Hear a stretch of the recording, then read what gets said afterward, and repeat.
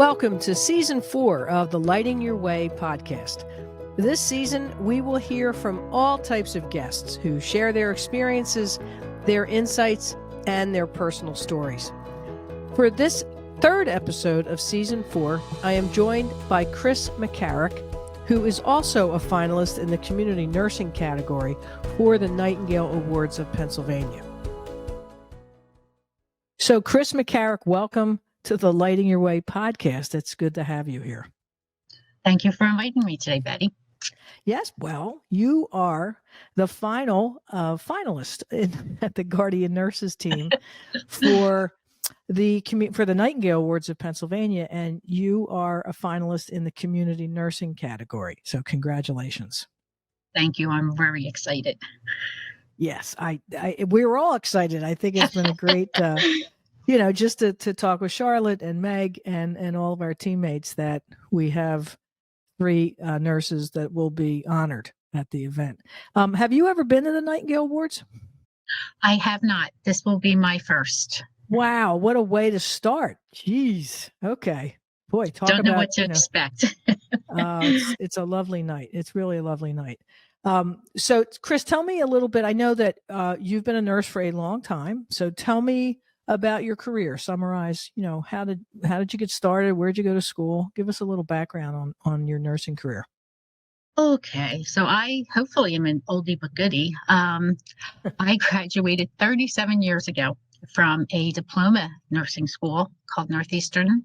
It was located in Port Richmond, Philadelphia, and I've ever since been practicing various fields of nursing. I have tried to get at least 2 years of whatever I went into it as for nursing. So I've done some psych, some med surg, education, community, and most recently I am now with Guardian as a mobile care coordinator and will be celebrating November my third year with Guardian. Congratulations. There's a lot of celebrations going on, I think. That's great. So Northeastern School of Nursing, is that still open? Unfortunately, no. Northeastern was purchased by Temple at one point, and they elected to, as they push for BSN, they started to close down the diploma schools. Oh, okay. Yeah, that was especially back, when I graduated 36 years ago, so we're kind of contemporaries in that respect. And I went to a diploma school as well, which is it's open, but it's of course associated with a BSN program. So in all that, did you have a purposeful, like, I'm going to try this for 2 years? Like, as you explored nursing, right? Did you have any, because most of us go into school and then we find a rotation that kind of intrigues us and we think, oh, okay, that's where I'm going to go. What was your decision-making like back then? So back then, I'll be honest with you, I really had no real concept of nursing or where I wanted to be. I started out back then, most people said get 2 years of med surg or a year of med surg and then take it from there. And that's what I did. And I realized that it does take you a good year or two when you're in a specialty to, as you told me once when we talked a long time ago, to get over the honeymoon phase and really get a grasp for what your job is. And so I think 2 years was a good time frame for me to say, yes, I like this, or no, I think it's time to move on and try a different field of nursing. Right. In all the, and I'm not setting you up for, I'm not prompting this answer, but in all the roles that you've had, what was one of your favorites or two of your favorites besides Guardian Nurses? Besides Guardian, education in the emergency room. Oh, okay. Yeah. And it's interesting. Education and emergency room are two very different energies, right? Yeah. Emergency is that, like most adrenaline junkie. Right. I love that running around, organized chaos. But then I like the education part that you don't really get the opportunity to do in the emergency room where it's sitting down with a patient and really going through things and saying, why are you here so many times? Or can you afford these meds we're sending you with? So it's two different ends of the spectrum. Most nurses in the ER enjoy the organized chaos, which is, not for everybody. So you have two daughters. One is just recently a nurse, and the other is in nursing school, correct? Correct. And Yes. how was that because of you? Tell me about their decision to go into nursing. I hope so. They, I think that was part of it. We have had family members in the past that have had illnesses, and they just saw, they liked taking care of them. They liked being there for them. And, for a while there, I was just mom, the nurse. And as they got older and they could understand things, especially in the emergency room, and they would hear things, they were like, wow, this really sounds interesting. I think we'd like this. Okay. So I never really pushed it. I let them make their own decisions. Mhm. And they both came to me and they said, yeah, we want to be nurses. So I'm very proud of them. That's great. That's wonderful. Are they coming to the Nightingale Gala? One is, and the new nurse actually just got told that they cannot change staffing for her. So she's had her first taste of missing something due to the schedule. Oh, did she explain to them that her mother was a finalist at the Nightingale Awards? Yeah, but short-staffed, and so she understands. But yeah, so she's got a quick learn. Oh wow! Where does she work? What units? What kind of nursing is she doing? She is working at Jefferson's Neuroscience on the intermediate ICU. Wow, downtown in Philly. Yes. Mm-hmm. Okay. Wow. Okay. Good for her. That's going from nursing school into the fire, right? Exactly. Wow. And then how about your other younger one?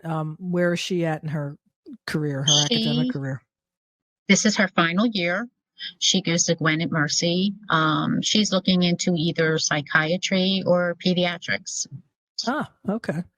And I guess, it's been so long since I was in school or had any students kind of close. When you talk about, your experience, right? Like that you were coached to, spend a year in med surg or 2 years, are they getting that same coaching, do you think? No, it's funny. They are being told the opposite now. They're being told that you don't need that a lot of places feel it's good to get you as a fresh nurse to teach you the right way from the very beginning. So you spend a year in med surg while you do get that organization skills and, prioritizing. You have a tendency maybe to have some set ways by that point, which can interfere. So they like to bring you in fresh. Interesting. And what's the orientation been like for your older daughter? So a lot of the places now have a nurse residency program, which does help a lot. And I think it's a great program when you hear, it's 6 months of, some have a year of having preceptorship. They classes to help with other things. And they're given the opportunity, if they don't feel they're ready to move forward, to repeat a couple of weeks. They're not put with one. They're put with corrected. They are put with one preceptor and one backup. So they form a connection, and they've really it's made her feel very comfortable, and it has allowed her to make decisions without hesitating, like speaking to them. So I think it's a good program. Yeah. They're not going out there, cold to these specialty units, which I think is important. Yeah. And particularly in the last 2 years, as nursing programs were not able to go into the hospital and have that clinical experience because of COVID. These students coming out and graduating are a little bit behind in their clinical exposure, not skills, but clinical exposure. And I think that nursing residency program, which I've heard about, has been helpful to the, as I call them, the rookies to come out. Oh, and I definitely agree. Just being a mother of a student to watch, it was a struggle because in a diploma program, I had a lot of opportunities to rotate in many of the fields. And these girls, before the pandemic, some of them don't get the opportunity to say, go into the operating room and say, oh, I like this. So this residency program, some of them allow them to rotate to different departments over the year and to really get a good concept. And then they can make a decision at the end where they would like to go. Oh, that's great. Yeah. So it's kind of like a little bit of softer entry into the career so that they, as we often said when we were growing up, that nurses eat their young. Perhaps that's changed. and we, and we're Hopefully. not, we're not. So Chris, let me pivot a little bit and talk about Hmm. your role as a mobile care coordinator. So you have been with us for 3 years, but your role now is with Sheet Metal Workers Union Local 19. So talk a little bit about the union and your role. Yay. So Sheet Metal is a wonderful union to work with. It's a blue collar union. They do a lot of your duct work and suffer like every union. They have their unique issues. Um, my fellas have a lot of issues with orthopedics, hearing. Like we all laugh. They're known as the tin knockers. So um, That's we have great. yeah, we have the benefit for their hearing aids and things because they have some unique difficulties due to their job. Laying off at different times because you have to be able to get up onto into the roof. But they're a great group. We have about, I want to say, 9,700 Wow. people. Yes, we have 3 nurses. We have an acute nurse. I am the chronic nurse, and we also have, which we're the only union I believe that has it, is a retiree nurse that just works with the retirees. So as the chronic or complex nurse, tell us about your role. So, as my role as the chronic nurse, my goal is to help the members and their families that are all under their insurance to become, as I try to say to them, as healthy as possible, as independent as possible, with a good concept of the system. And I'm just hopefully here as a background. I will do many things with them as far as reorient them to their benefits because, as we know, when you go to a new job, you get this big folder of everything and you don't pay attention or you lose it. So I work quite a bit with them as far as what they're entitled to that they don't realize. For example, like I said, the hearing, they have a special benefit for hearing aids. Hmm. I also will go to doctor's appointments with them. I kind of just tell them I'm that like a little, I'm a second set of ears just to hear. I like to record everything when I'm there, meet afterwards, make sure that they were happy with their appointments, that they understand it, go over what our care is in the future. And if we are not happy with it or think it's something else, we'll go for a second opinion. Okay. I've been there to support them as far as mental health, which is a very big issue right now, getting them connected with mental health and drug and alcohol. So I'm there to make it as easy as possible for them to get healthy and then be independent. That's great. That's great. So on a overall, like through a year, how many folks do you deal with? About ballpark. Um, I would say every year it can fluctuate because even though I am the chronic nurse, I also can help with our acute nurse, and that's just doing really quick put out fires as far as hooking up with doctors. I carry usually about 60 patients a month where Okay. I make frequent calls, and that changes each month as people get independent. I discharge them, and then I bring on new people. Okay. So it's ever changing, and the numbers go up and down. Right. And we've had sheet metal. I think it's one of our longer unions. I think we've had them for 9, maybe 8, 9 years. I think. I believe so. And they love Yeah. Guardian. They're always telling us how much they like us. Well, that's always nice to hear. You don't often Yes. hear that from patients, especially because you get to develop long-term relationships with them. So, so it's nice to know that they have your number to call. Maybe not, but And they do. I need so like a Chris, backbone.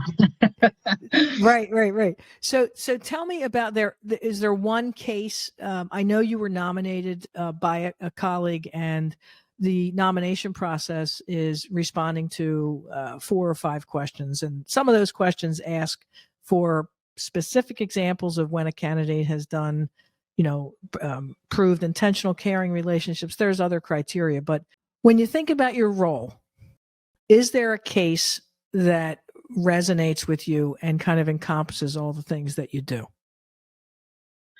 Yes. Actually, it is the case that I've been nominated for. I think it's a really good example of the growing problems that we're having nowadays with drug and alcohol and the fentanyl population, Okay. and how people are treated. And it is a gentleman that I had. He was in his late 30s, 3 children, productive, working with sheet metal. Had a little bit of a history before, some encounters with law, nothing major, mental health issues, self-medicated, and just got into a couple years of having hard times. Mhm. He had been clean for 10 to 15 years, Wow. and he was found wandering in the highway back in February, no shoes on. His car was running down the street, Oh, incoherent, and he was picked up. And because of his condition at that time, he was a John Doe in the emergency room for 3 days. oh, Once they were able to identify him, then they contacted his family, who in turn called our union. And I received a call saying that the okay. father needed help. They were just given a devastating life ending diagnosis, and they wanted Wow. Guardian to see what they could help them with. Wow. Um, what made things Wow. complicated, yeah. And the thing that was hard was, the gentleman is of age, so you had to run in with the HIPAA because they Hmm. can't tell a lot. The father was located in Florida, and the mother was located in Jersey, and Hmm. so there was a lot of working parts that were going their own ways. So I mobilized and went over after I spoke to both parents, and I was able to go in and see my patient. And unfortunately, like I said, I truly believe part of it was why he was brought into the hospital and his appearance. He was, when I walked in, long hair, tattoos, had a history, came in, they said it was drug related. Um, and I think sometimes people get this perception of what that person is instead of what they don't know the true story. Right. Uh, when I went in, he was in the dark, restrained, confused, developing a bed sore. He was getting contractures in his arms Wow. and legs, which, for those that don't know, is when you start to bend your arms and legs, and eventually you can't straighten them out. And this had only been like 10 days. They told us he wasn't eating. They wanted a feeding tube, but yet Wow. there were trays there that weren't even touched. And I fed him that day and he ate. And his mother Wow. said he eats every time I come in. So I realized it was something we had to really step in and get it, quick start. Hmm. Um, Talk to the staff. And like I said, the comment was made, well, when you have friends that do drugs and you do drugs, this is where you can expect to be. Oh, geez. Not very compassionate. No. So I talked to supervisors. I spoke with case management. I got our supervisors involved. We were able to get him a second opinion. He actually had two opinions from hospitals, which are considered center of excellence. Hmm. He had multiple testing, evaluations, and we were told that yes, the diagnosis was correct. He would be terminal, that we should Wow. start looking into hospice and a nursing home. And it was kind of hard to take. As like I said, he was older, 30 years old, but he had children. And we did. We managed to get mental health for the children. I worked with our mental health group with Local 19, and we got the two older kids help. We prepared them. We kind of forced the hospital to bring them in so that they could say goodbye. Yeah. And he went to a long-term care facility.